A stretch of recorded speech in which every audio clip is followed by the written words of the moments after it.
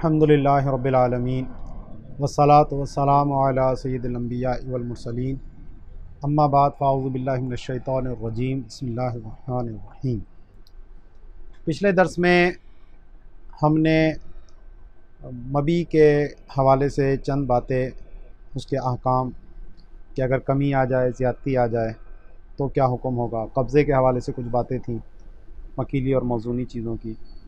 इसी हवाले से आज एक और बहस है कि जब कोई चीज़ बेची जाती है या ख़रीदी जाती है तो उसमें कुछ चीज़ें ऐसी होती हैं जो उस चीज़ का लाज़मी हिस्सा होती हैं और कुछ चीज़ें ऐसी होती हैं जो उसका लाज़मी हिस्सा नहीं होती। तो इसमें अब बाज़ औक़ात हर बात का ज़िक्र किया जाता है और बहुत सी चीज़ें ऐसी होती हैं जो ज़िक्र नहीं की जाती लेकिन वो भी उस सौदे का हिस्सा होती हैं। तो इसको हमारे फ़ुक़हा कराम एक अलग से पूरी फ़सल बांधते हैं कि वो चीज़ें जो बित्तबा इस बै में शामिल हैं और वो कौन सी चीज़ें हैं कि जो बग़ैर ज़िक्र के इस सौदे में शामिल नहीं होंगी। तो इस बारे में 3 ज़ाब्ते हैं, 3 उसूल हैं जिनको याद रखना ज़रूरी है और इसी पर ये सारे मसाइल जो हैं वो मुतफ़र्रे होते हैं। सबसे पहला ज़ाब्ता और उसूल तो ये है कि जिस चीज़ को फ़रोख्त किया जा रहा है तो उर्फ़ में ये नाम जिस चीज़ के ऊपर कहा जाता है तो वो सारी चीज़ें उसके अंदर शामिल होंगी।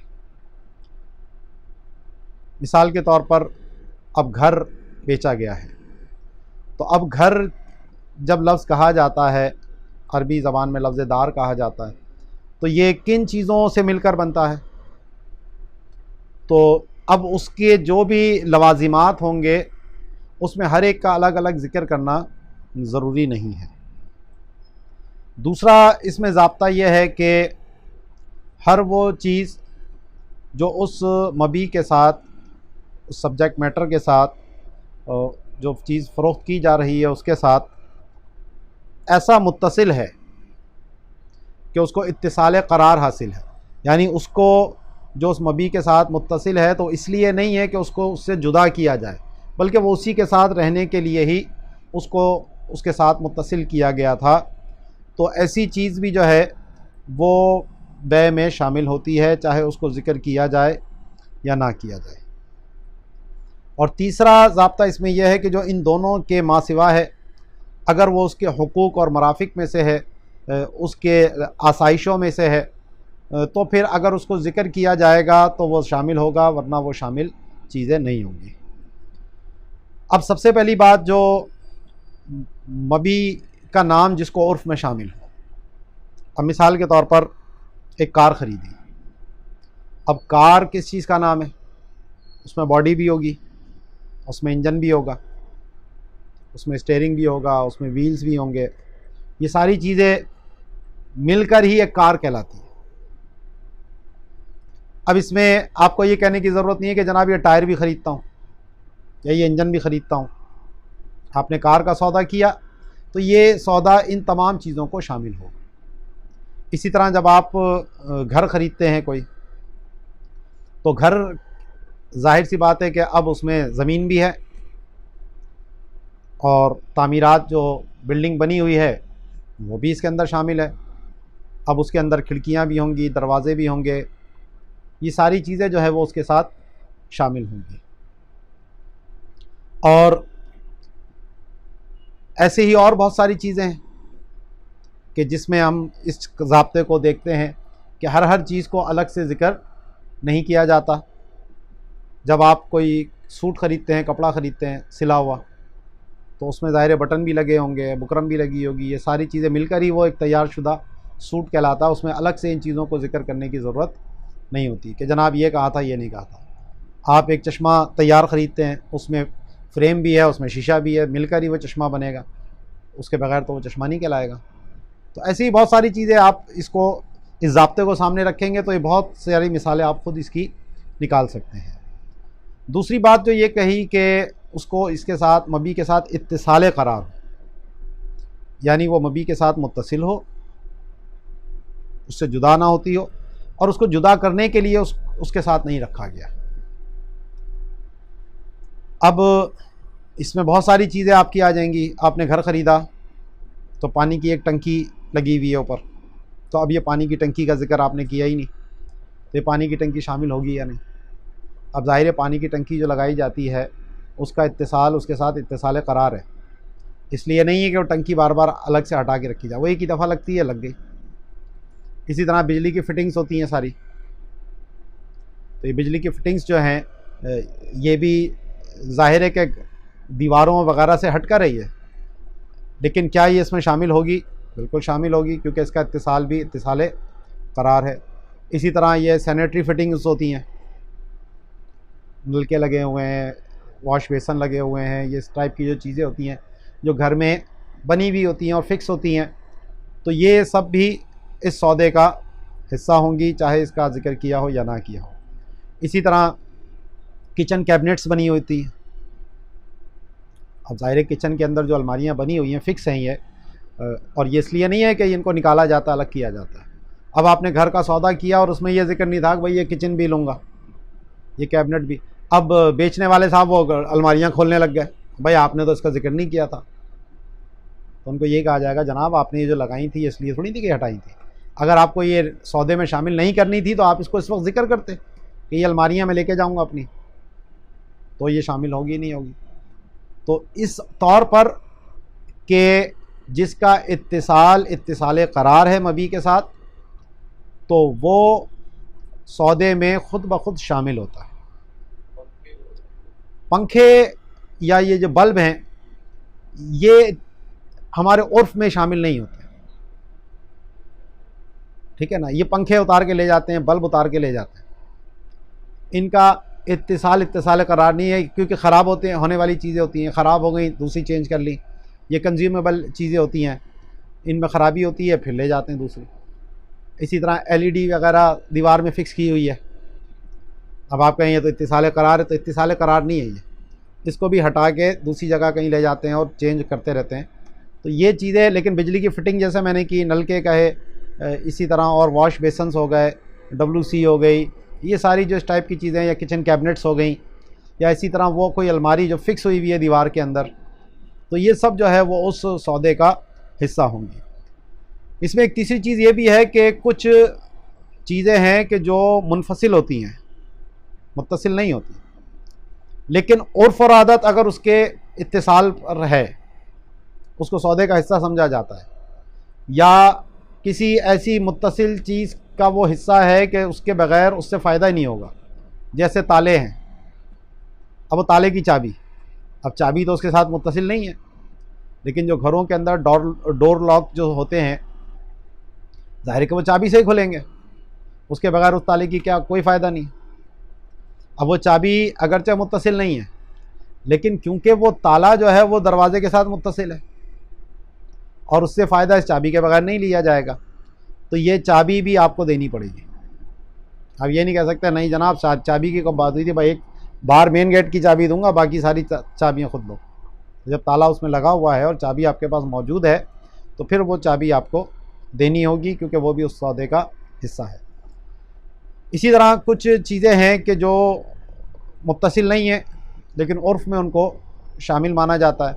जैसे हमारे फ़ुक़हा ने लिखा, काहिरा के जो सीढ़ियाँ होती थी, कि वो घर 2 मंजिला होते थे, तो लकड़ी की सीढ़ियाँ लगाई जाती थी पहले, और लकड़ी की सीढ़ी के बगैर ऊपर चढ़ा नहीं जाता था। तो वो अब सीढ़ी अगरचे अलग हट जाती है, लेकिन वहाँ के काहिरा के उर्फ़ में उन्होंने कहा कि ये इस सौदे का हिस्सा होगी। अब हमारे उर्फ़ में भी बाज़ वो छत की जो सीढ़ी होती है जो उसके साथ फ़िक्स लगी रहती है, तो अब अगरचे वहाँ से हटाई जा सकती है वो, लेकिन वो भी उस सौदे का हिस्सा होगी। हाँ, कोई घर में छोटी घोड़ी है या छोटी सीढ़ी है जो दीवारें वगैरह साफ़ करने या पंखे वगैरह साफ़ करने के लिए लोग रखते हैं, तो वो उस सौदे का हिस्सा नहीं होती, ना उसको कोई ये समझता है कि जनाब ये इस घर के साथ ये भी मुझे मिलेगा। तो ये सारी चीज़ें जो मुत्तसिल नहीं भी हैं, लेकिन उर्फ़ और आदत अगर उसके साथ आ रही है, यानी लोगों का रिवाज, इसके ऊपर मैं पहले भी कलाम कर चुका हूँ उर्फ़ के ऊपर, कि उर्फ़ बहुत बड़ी अहम चीज़ है। और फ़िक़्ह के बहुत से मसाइल जो हैं वो इसी पर मुतफ़र्रे होते हैं। तो इसलिए जो है इसकी एक मिसाल और दी है कि दूध वाली बकरी ली है या गाय या भैंस ली, तो उसके साथ जो उसका बच्चा है, अब वो बच्चा जो है वो अगरचे मुत्तसिल तो नहीं है, अब सौदे में अगर उसका ज़िक्र ना भी किया जाए तो भी वो शामिल होगा, क्योंकि उस गाय से या भैंस से या बकरी से जो नफ़ा लेना है वो दूध का लेना है, और वो दूध के लिए उस बच्चे का होना ज़रूरी है। अब खैर हमारे यहाँ आजकल भैंसों को वो टीके मारे जा रहे हैं, लेकिन वो ज़ाहिर है उसका एक लॉस होता है, लेकिन जब सौदा होता है तो वो उस बच्चे को उसके साथ शामिल आज भी जाना जाता है और वो बच्चा उस सौदे के अंदर शामिल होगा। लेकिन अगर गधी ख़रीदी, अब गधी का दूध जो है वो तो मकसूद नहीं है, उससे बार बारदारी का काम लेना होता है, तो इसीलिए कहा कि खोतीदा पुत्र जो है ना वो इस सौदे में शामिल नहीं है।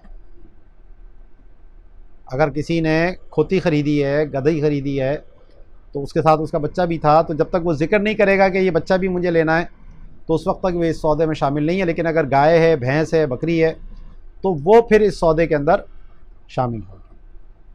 तो इसमें इसके अलावा फिर जो दीगर चीज़ें हैं तो वो उसमें हुकूक और मराफिक के अंदर आती हैं। अच्छा, यहाँ पर एक और चीज़ कि अब कोई मकान या दुकान या ज़मीन ख़रीदी कोई, और उस ज़मीन के अंदर से कोई चीज़ खुदाई के दौरान निकल आई, तो अब ये किसकी होगी? तो अगर उसका ज़मीन के अंदर जो उसको रखा है वो इत्तिसाल करार है, तो ये सौदे में शामिल है और ये ख़रीदार की होगी।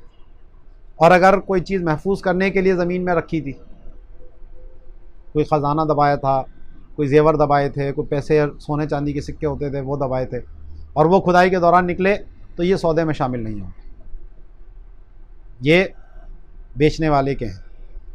अगर वो बेचने वाला कहता है ये मेरे भी नहीं है, तो फिर इसका हुक्म जो है वो लुक्ता का होगा, और लुक्ते के जो अहकाम है वो फिर इसके ऊपर लागू होंगे।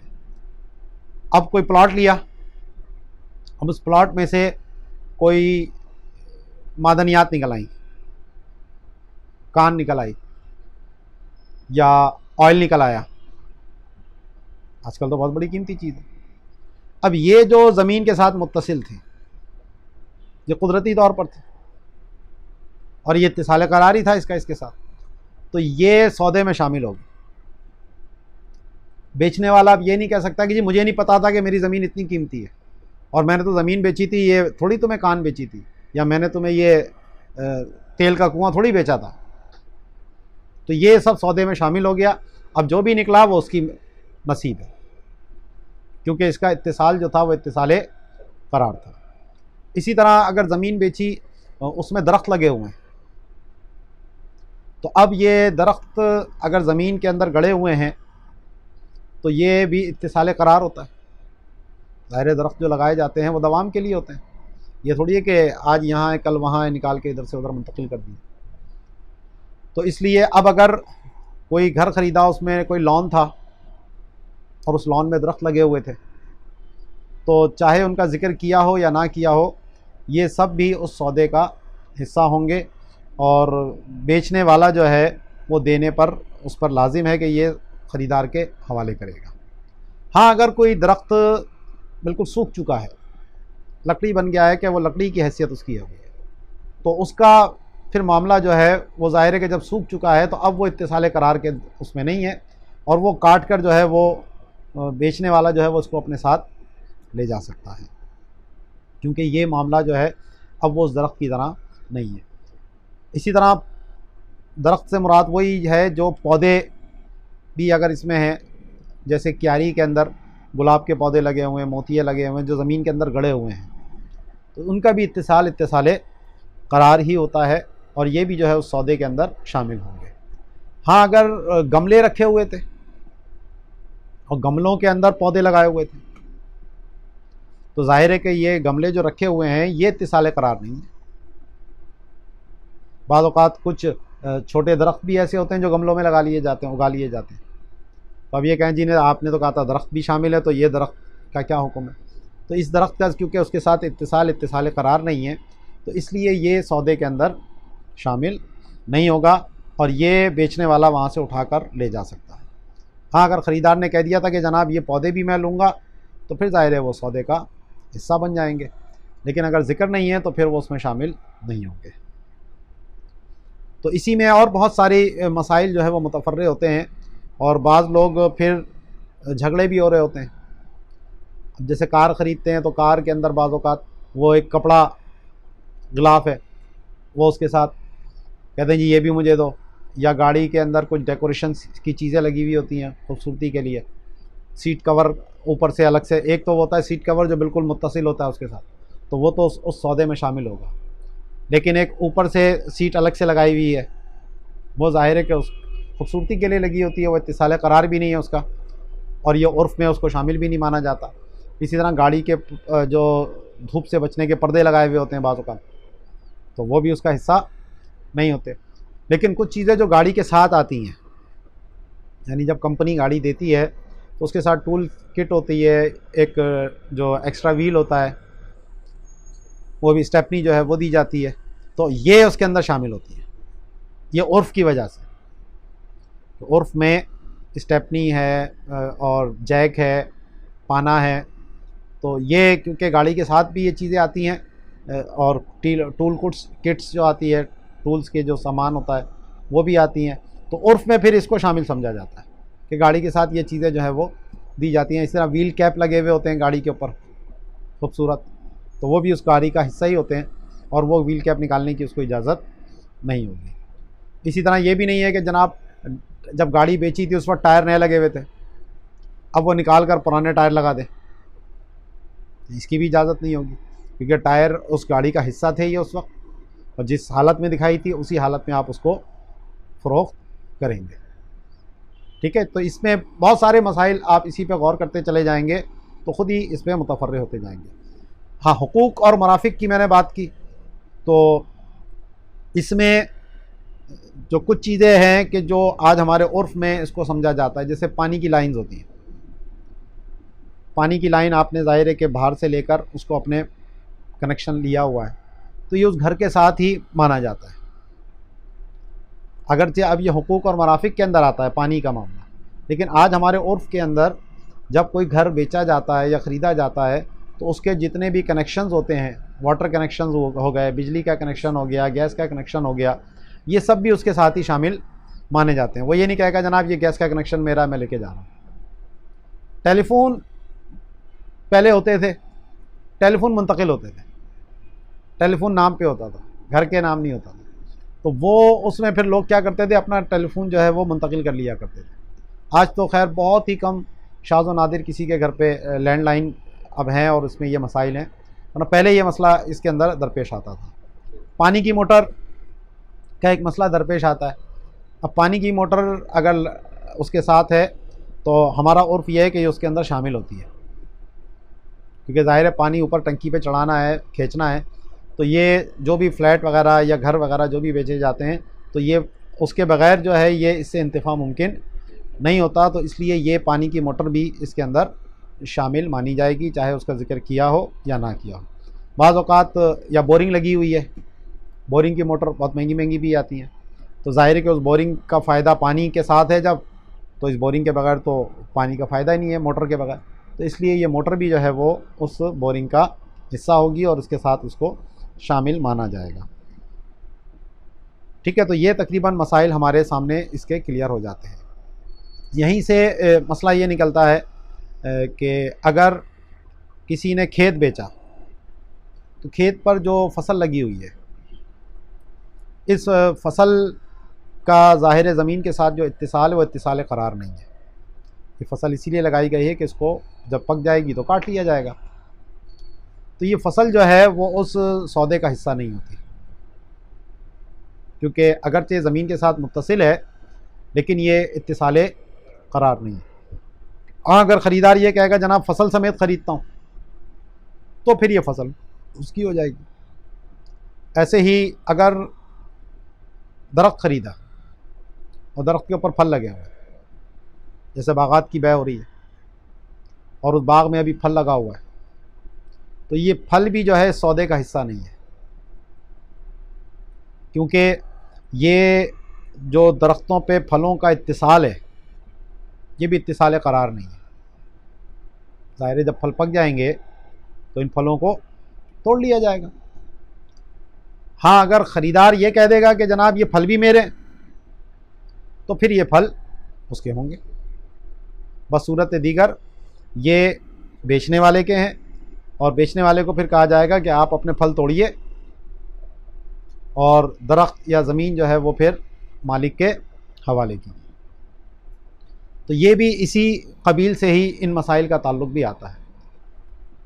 यहीं पर एक और मसाला ज़िम्नन जो ज़िक्र होता है वो फलों की बै का है। फल की बै इसकी दो सूरतें हैं। एक तो यह है कि अभी फल बिल्कुल आया ही नहीं है, उसका कोई बूर भी नहीं आया।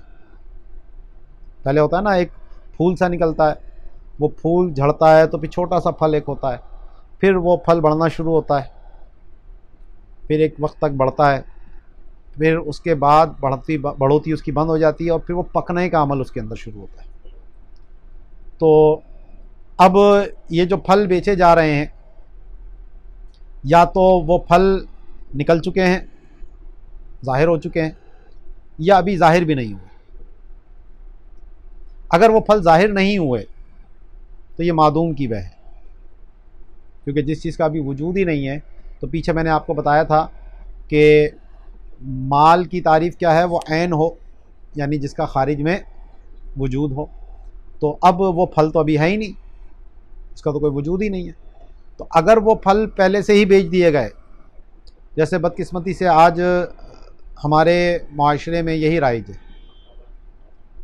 कि बागात की जो ठेके का मामला होता है वो कई कई सालों के लिए पहले से ही दे देते हैं, या अभी आम का सीज़न आया नहीं और अभी उस पर फूल भी नहीं लगा, उसके भी सौदे हो जाते हैं। तो अगर ये देखा जाए तो ये मादूम की बै है और ये नाजायज़ व बातिल है। अब ये इतना बड़ा मसला है कि अगर ये बातिल है तो फिर जनाब बै बातिल का मैंने आपको बताया था, वो तो मिल्कियत में आती ही नहीं है, चाहे कब्ज़ा भी हो जाए।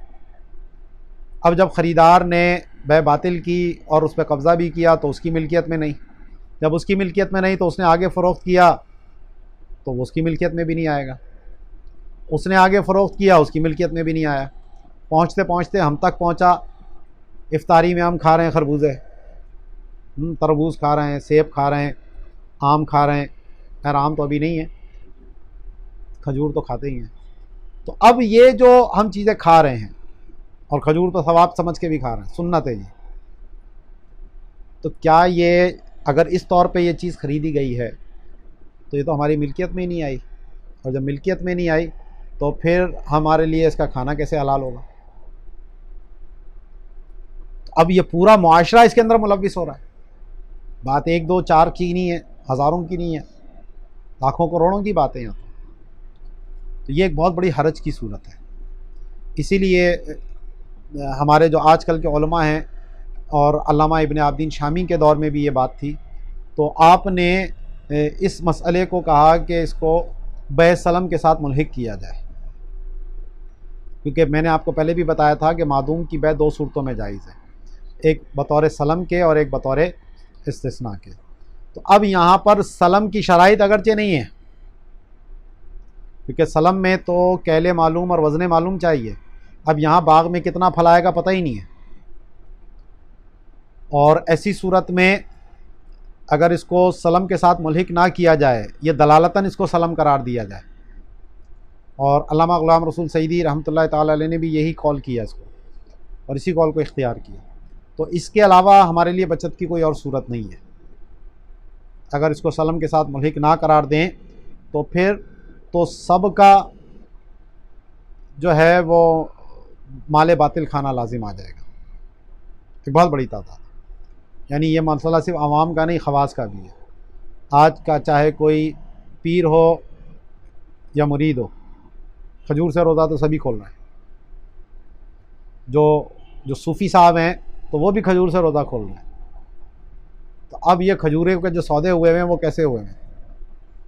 तो अगर उसकी अभी बूर आने से पहले ही ये खजूर का बाग बेच दिया गया था तो फिर ये खाना कैसे जाएगा? और मार्केट में ये नहीं है कि ये कोई कलील मामला है, ये बहुत कसीर मामला है। जो बागात के मामलात को जानते हैं उनको ये बात सब पता है कि ये इसी तरीके से सौदे हो रहे हैं। ख़ास तौर पे आम के अंदर तो ये बहुत ज़्यादा है, कीनू के अंदर बहुत ज़्यादा है, जो पूरा बाग दे हवाले कर देते हैं ख़रीदार के, और फिर वो अपने बंदे रख कर उसको फल को हासिल करते हैं और फिर मार्केट के अंदर वो बेच रहे होते हैं। तो इसलिए यहाँ पर सिर्फ बचत की एक ही सूरत है कि इसको मानन जो है वो सलम करार दिया जाए, यानी सलम के साथ इसको मुल्हिक करार दिया जाए और इसकी बै को जायज़ करार दिया जाए, क्योंकि अल हर्जु मदफून बिन नस, और जब इस तरह का मामला आ जाए तो शरीयत की तरफ से फिर तखफीफ का मामला आता है। अब अगर कुछ फल आ चुके हैं, ये तो थी जो बिल्कुल फल थे ही नहीं, अगर कुछ फल मौजूद थे, ज़ाहिर हो चुके हैं, तो अब इसमें भी दो सूरतें बनेंगी कि या तो सारे फल आ चुके हैं या कुछ फल आए हैं, कुछ और अभी बाद में आएंगे। जैसे अमरूद वगैरह है या गुलाब के फूल हैं, ये पूरे सीज़न में आते रहते हैं, टूटते रहते हैं, उतरते रहते हैं। पपीता वगैरह हो गया, केला है कि इनकी फसल मुसलसल आती रहती है, खरबूजा है, तरबूज है। आम का तो ये होता है कि भाई एक वक्त में फल फूल बना और एक वक्त में सारा फल आ गया, उसमें ये नहीं है कि थोड़ा आ रहा है थोड़ा जा रहा है, वो सब जितना आना था वो एक वक्त में आ गया। लेकिन अब ये जो मामला है कि कुछ आ रहा है, कुछ है और कुछ मुस्तकबिल में आएगा, तो अगर कुछ फल आए हैं और कुछ फल बाद में आएंगे तो ज़ाहिर रिवाया इसके भी अदम जवाज़ पर है, क्योंकि ये मौजूद और मादूम की बै हो रही है, और जब जुज़ में ख़राबी आएगी तो कुल में ख़राबी आएगी। तो इस वजह से इसका सौदा ज़ाहिर रिवाया के मुताबिक तो जायज़ नहीं है। लेकिन इमाम हलवानी के नज़दीक अगर जो मौजूदा फल हैं वो ज़्यादा हैं और जो बाद में आएंगे वो कम हैं, तो वो इसको जायज़ करार देते हैं। वो कहते हैं कि जो मौजूद हैं वो असल मबी है और जो बाद में आएंगे वो इसके ताबे हैं, इसलिए जो है इसको जायज़ करार दिया जाएगा। तो इसमें भी बाज़ औक़ात है कि मौजूदा वक्त में कम है और बाद में ज़्यादा आएंगे, तो हरज तो फिर भी है। इसीलिए अल्लामा फ़ज़ली ने मुतलक़न इसको जायज़ करार दिया। उन्होंने कहा चाहे मौजूदा फल ज़्यादा हों या बाद में आने वाले ज़्यादा हों, दोनों सूरतों में जायज़ है, और जो मौजूद हैं वो असल है और जो बाद में आएंगे वो ताबे हैं। और यही एक रिवायत जो है वह इमाम मोहम्मद से गुलाब के फूलों के बारे में है। गुलाब के फूल आज भी हमारे यहाँ बागात गुलाब के लगे होते हैं, बेचते हैं, बड़ी महंगे महंगे बिकते हैं। अभी शब बारात गई है तो 400 रुपये किलो पत्तियाँ बिक रही थी सिर्फ, ठीक है ना, बहुत महंगा था। तो ये भी एक बहुत बड़ा कारोबार है। और हमारा इंटीरियर सिंध जो है, हैदराबाद, बहुत बड़ी मंडी है इसकी। और ये इसी तरह आपके ठट्टा वाली साइड पे, बदीन वाली पट्टी, पूरे बागात लगे हुए हैं यहाँ पर भी। तो अब ये भी इनके सौदे इसी तरह हो रहे होते हैं, जिन्होंने बागात के ठेके लिए हुए होते हैं तो वो फिर फूल उतरते रहते हैं और बेचते रहते हैं। तो इमाम मोहम्मद से इसके जवाज़ की रिवायत मौजूद है, तो इसलिए जो है फतवा जो है वो फिर भी यहाँ ज़रूरत भी है, हरज भी है। तो जब वहाँ मादूम की बै को हम जायज़ करार दे रहे हैं ज़रूरत की वजह से, तो ये तो फिर बदरजा औला यहाँ पर फतवा इसके ऊपर होना चाहिए। और अगर सारे फल ज़ाहिर हो चुके हैं तो फिर इसमें अभी वो इसके लिए ज़रूरी नहीं है कि वो फ़ौरी तौर पर काबिल इंतिफ़ा हो। यानी ये एक बै का मसला है कि वैसे तो मैंने आपको बताया था कि जिसका शरई तौर पर बै का जो जवाज़ है वो होता है कि मबी काबिल इंतिफ़ा हो, जिससे नफ़ा लेना जायज़ हो, शरीयत ने जिसको जायज़ करार दिया हो। तो बाज़ औक़ात वो फ़ौरी तौर पर नफ़े के काबिल नहीं होता, लेकिन मुस्तक़बिल में हो सकता है। तो अब अगर इतने छोटे फल हैं कि जो अभी ना इंसान के खाने के काम आ सकते हैं, ना किसी हैवान के खाने के काम आ सकते हैं, तो क्या अभी इनका सौदा हो सकता है? तो इसके ऊपर जो आम मशाइख का कौल है वो तो इससे मना करते हैं। लेकिन इब्ने हम्माम जो इज्तिहाद के दर्जे पर फाइज थे, उन्होंने कहा कि सही ये है कि इसकी बै भी जायज़ है। वजह इसकी ये कि बै के लिए ज़रूरी नहीं है कि फ़ौरी तौर पर वो काबिल इंतिफ़ा हो। अगर मुस्तक़बिल में भी वो इंतिफ़ा के काबिल हो तो उसकी बै जो है वो जायज़ होती है। इसकी मिसाल उन्होंने वही खोती दे पुत्र की दी है कि गधी का बच्चा अभी बहुत छोटा है तो इसकी अभी सौदा हो सकता है। अब जाहिर सी बात है कि ये अभी जो छोटा बच्चा है ये भी बार बर्दारी के काम तो नहीं आ सकता, इसका गोश्त भी खाना जायज़ नहीं है, तो इसका और कोई नफ़ा तो है नहीं। हाँ, इसका नफ़ा कब होगा कि जब इसको पाला जाएगा, ये बड़ा हो जाएगा और फिर ये बार बर्दारी के काम आ जाएगा। इसी तरह शहद की मक्खियाँ हैं, आगे इंशाल्लाह इसके ऊपर भी बात करेंगे हशरातुल अर्ज़ की बै के हवाले से। तो ये जो शहद की मक्खियाँ हैं इसकी बै जायज़ है जबकि मुश्तमे हो। अब शहद की मक्खियाँ खाने के काबिल तो नहीं है, जो तो हशरातुल अर्ज़ हैं, इनका खाना तो जायज़ नहीं है। हाँ, इनका नफ़ा क्या है कि ये शहद बनाएंगी, जब ये शहद बनाएंगी तो वो नफ़े के काबिल चीज़, वो शरीयत में जायज़। तो फौरी तौर पर बै के लिए ज़रूरी नहीं कि फौरी तौर पर वो इंतफ़ा के काबिल हो, अगर मुस्तक़बिल में उसका इंतफ़ा हो सकता है तो उसकी बै जायज़ है। तो इसलिए यहाँ ये फल अगरचे अभी इतने छोटे हैं कि जो फौरी तौर पर खाने के काबिल नहीं है, लेकिन फिर भी इनकी जो बै है वो जायज़ है। अब यहीं पर एक और मसला ये निकलता है कि अब चलो बै तो हो गई, अब बै का तकाज़ा ये है कि बाय साहब मुश्तरी साहब अपनी मबी लें और जाएं, लेकिन अगर ये शर्त लगा दी कि दरख्तों पे छोड़ूंगा, तो फिर पीछे हमने पढ़ा था शर्त फासिद का मसला कि शर्त फासिद में आपको बताया था कि शर्त ऐसी जिसका अक़द तकाज़ा ना करे, अक़द के मुनासिब भी ना हो और उसमें आक़िदैन का किसी का फ़ायदा हो तो वो शर्त फासिद होती है। अब ये दरख्त के ऊपर छोड़ने में ज़ाहिर है मुश्तरी का फ़ायदा है, और जब मुश्तरी का फ़ायदा है तो और अक़द का तकाज़ा भी नहीं है तो ये शर्त फासिद होनी चाहिए। तो इसलिए उलमा ने कहा हमारे अहनाफ के नज़दीक अगर बग़ैर शर्त के छोड़ा तो फिर तो जायज़ है, लेकिन अगर तर्क की शर्त लगाई कि मैं दरख्त पे ही छोड़ूंगा जनाब, ये पकने तक दरख्त पे ही रहेंगे, तो फिर इस शर्त फासिद की वजह से उसको उन्होंने नाजायज़ करार दिया। और अगर तोड़ने की शर्त के साथ लिया तो फिर जायज़। लेकिन इसमें भी एक कलाम यहाँ पर यह है कि आज हमारे दौर में इस पर उर्फ़ है, और मैंने आपको शर्त फासिद में ये बात भी बताई थी कि अगर किसी शर्त पर उर्फ़ हो जाए तो वो शर्त फासिद नहीं रहती। तो फ़ुक़हा का इसको जो मना करना था वो इस शर्त फासिद की वजह से था, लेकिन अब उर्फ़ हो रहा है तो अब इसलिए इसको शर्त फासिद नहीं कहा जाएगा और इसमें जवाज़ का कौल आ जाएगा। तो इसलिए फ़ी ज़माना अगर दरख्तों पर छोड़ने की शर्त के साथ भी सौदा होता है और उर्फ़ आ चुका है इसके ऊपर और उर्फ़ आम है, तो फिर इसका सौदा जायज़ होना चाहिए। और मैंने ये देखा कि फ़ुक़हा ने इस पर कलाम किया, लेकिन इस बात के ऊपर मुझे कहीं ज़िक्र मिला नहीं। हालांकि जब उसूल शर्त फासिद की बात की जाती है तो वहाँ पर ये बात वहाँ मौजूद है, तो इसलिए वही अहकाम यहाँ पर भी इसके लागू होना चाहिए। और अगर दरख्त पर छोड़ने का उर्फ़ आ जाए तो फिर इसकी बै का जवाज़ जो है वो हो जाना चाहिए। तो आज की जो हमारा दर्स था उसमें हमने कौन सी चीज़ें बित्तबा शामिल होंगी और उसमें कौन सी चीज़ें बित्तबा शामिल नहीं होंगी, इसी तरह जो खेती है उसका मसला आया और जो दरख्तों पे फल वगैरह की सौदे हैं उसके हवाले से आज हमारी गुफ्तगू हुई है।